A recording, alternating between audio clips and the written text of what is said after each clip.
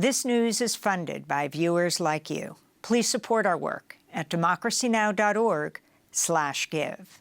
This is Democracy Now!, democracynow.org. I'm Amy Goodman.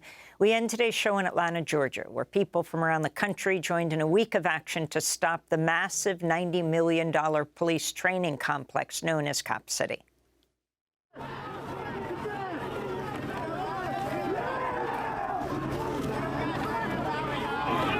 They're throwing tear gas into the crowd.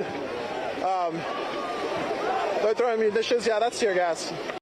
On Monday, police attacked peaceful protesters with tear gas, pepper balls, flashbang grenades as over 400 marched toward the sacred Weelaunee Forest, the proposed site for Cop City. Participants included the parents of the environmental defender Manuel Esteban Terán, known as Tortuguita, who was fatally shot by Georgia state troopers during a raid on the Stop Cop City protest encampment in January. Viva, viva, Tortuguita! Viva, viva, Tortuguita! This comes as activists have been organizing for a citywide referendum on the project, which officials have tied up in court. Meanwhile, 61 people facing RICO or racketeering and domestic terrorism charges appeared in court this month as the state tries to characterize them as militant anarchists. Al Jazeera's Fault Lines recently covered all of this in their report, Now You're a Terrorist, Atlanta's Cop City Crackdown. Sharif Abdel Kouddous spoke to environmental activist Sarah Wasilewski, one of the dozens charged with domestic terrorism for protesting Cop City. She described the January morning when Georgia law enforcement officers violently raided their protest encampment when state troopers shot and killed Tortuguita. So I was sleeping in a hammock with my partner at the time. We woke up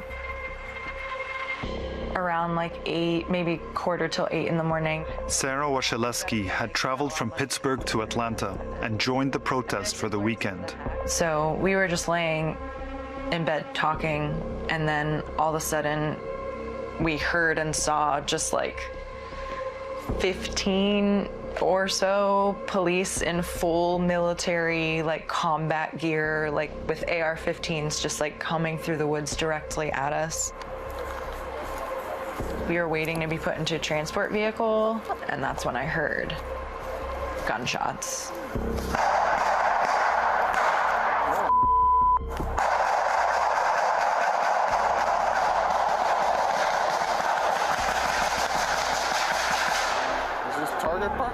I screamed when I heard it, and the police officer that like had me also responded like, oh, like they knew something bad happened.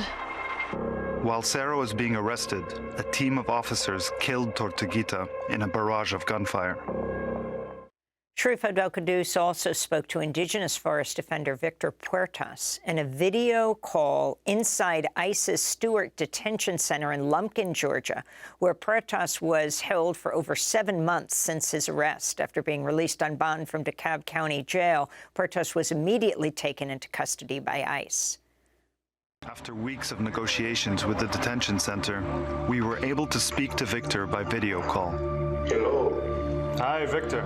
This is the first time he's spoken to the media since his arrest. It feels like you're living a completely parallel life, you know, like your life stopped the moment that you got arrested, and now you have to make meaning of all this, you know. And why is this movement so important to you, Victor? I care about the land, I care about the people, I care about life, I care about the water, you know, I deeply care about those things. I grew up in that way, I was raised in that way.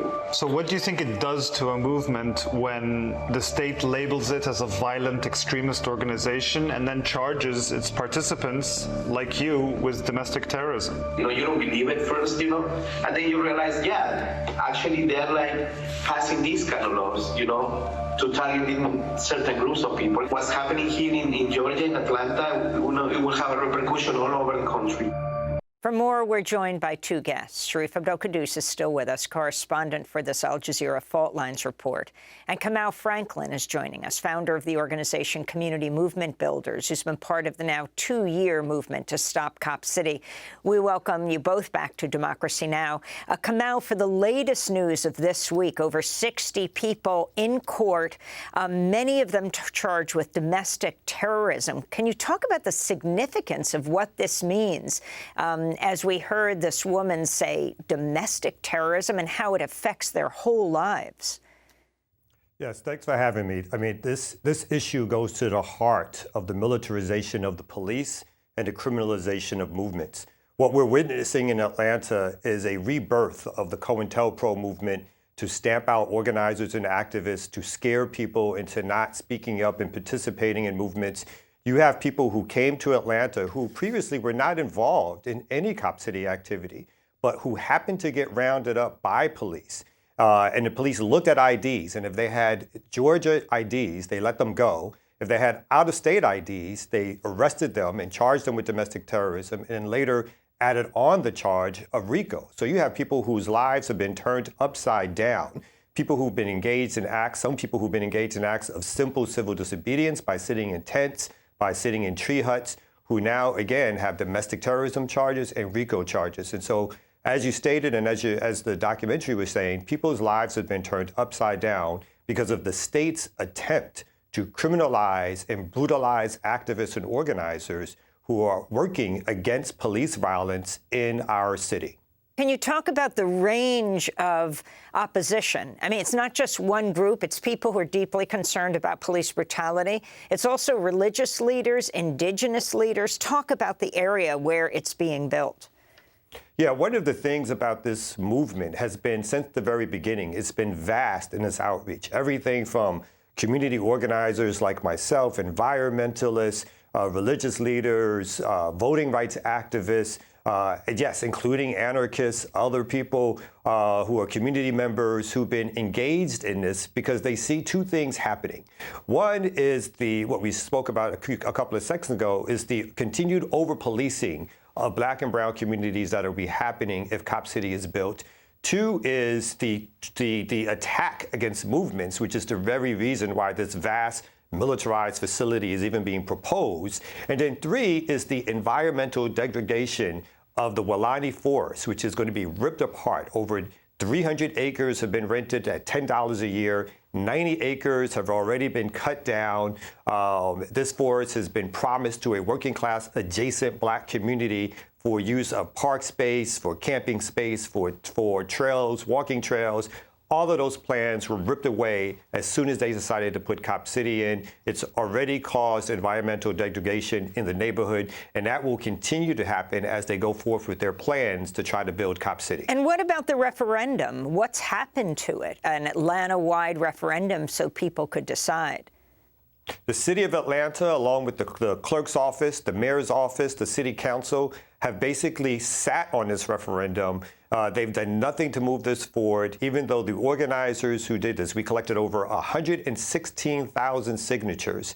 The city council and the clerk's office could have started verifying these signatures as soon as we turned them in, but they decided to halt that process and to not do it. Further, the city council on its own could put a referendum on the ballot without even considering the signatures. And again, they have failed the city of Atlanta. They failed the people in Atlanta by allowing the people to decide. People, again, over 116,000 signatures of people saying that they want to vote on this, they want a voice on this, but the city has ignored it because it prefers to do backroom deals with corporations and with the Atlanta Police Foundation and with the police themselves and the state government. You have here a right-wing, white Republican state apparatus teaming up with a so-called liberal, moderate, Democratic Black mayor apparatus.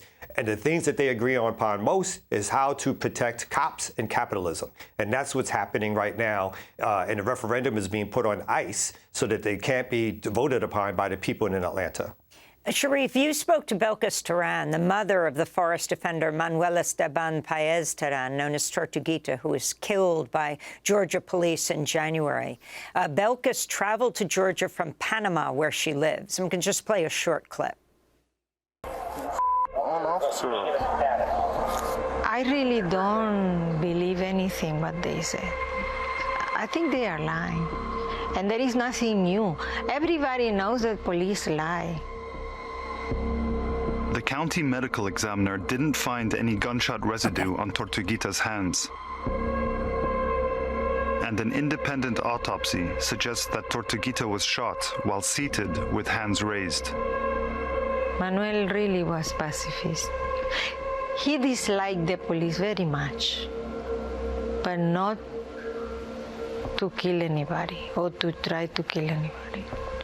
Manuel's life and message is to save the world, to save the green areas, to take care of the oceans. Sharif, one of the first people we hear in your Fault Lines documentary, Now You're a Terrorist, is the mother of Tortuguita, Belkis Teran.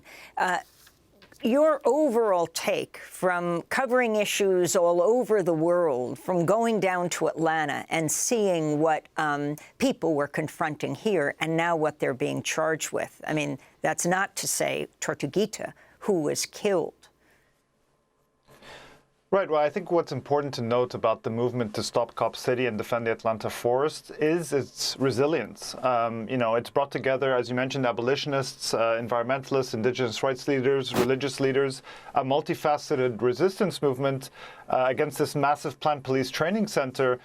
And the movement's lasted well over 2 years now. It's still going despite this massive amount of state repression against it. And what we try and document in the documentary is that many of these there's a crackdown on even lawful political activities, and lawyers say this is unprecedented, that it's basically criminalizing political association. The indictment, where 61 people are charged in this wide-ranging racketeering case, the ACLU called the theory in the indictment shocking and unprecedented, and it basically relies on people's beliefs and community organizing as the basis for the sweeping criminal liability. And just finally, as we're talking internationally too, there's protests by the Stop Cop City movement in support of Palestine as well, and against what's called the Georgia International Law Enforcement Exchange, or GILEE, where law enforcement officers from Atlanta, from across the state and the U.S.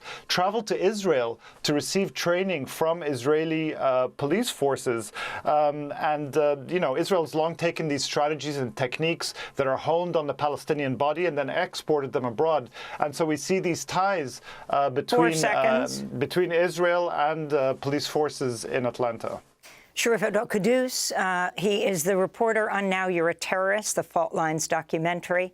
You can watch it online. And Kamau Franklin of Community Movement Builders. Democracy Now! Is funded by viewers like you.